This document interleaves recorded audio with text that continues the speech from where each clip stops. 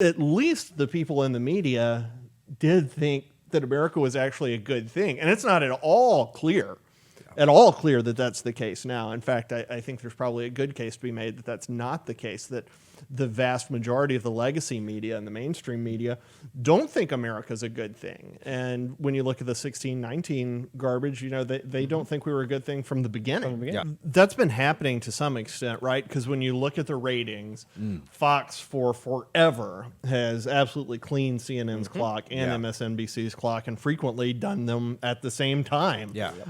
Fox has had better ratings than the other two combined. So there is some amount of a market play involved here, and audiences kind of deciding where they want to go.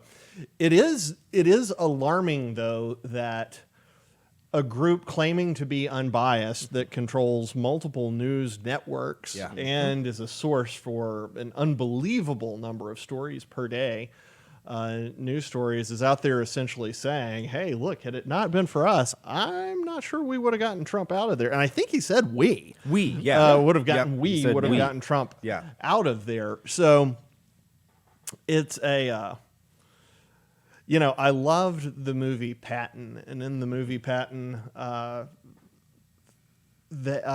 George C. Scott is complaining about General Montgomery, and he says, look, everybody calls me a prima donna, and I know I'm a prima donna.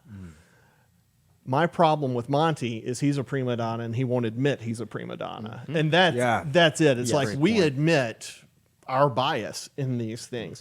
And another thing that kind of popped into my head as we were talking about this, in the old days, you talk about yellow journalism, you talk about years ago, at least there was a reasonable amount of agreement about what America is, and that America should persist, and that the experiment was a good thing and a net positive to the world. And so, you might see it from different angles, and you might think different policies were more important, but at least the people in the media did think that America was actually a good thing. And it's not at all clear that that's the case now. In fact, I think there's probably a good case to be made that that's not the case, that the vast majority of the legacy media and the mainstream media don't think America's a good thing. And when you look at the 1619 garbage, they don't think we were a good thing from the beginning. Yeah.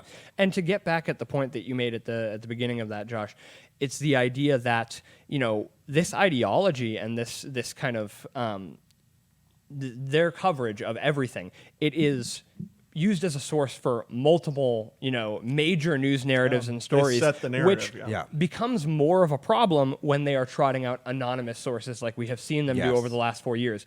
If you are not disclosing your bias, if you are attempting to operate as a campaign arm, all of your sources now can no longer be trusted when it comes to things that you hold behind the curtain. Why should we trust anything else that you hold behind the curtain? How should we trust that Donald Trump said X about veterans while he was at a cemetery, a national cemetery in France? Why should we trust any of these stories when it's become clear that behind the curtain you are manipulating the narrative?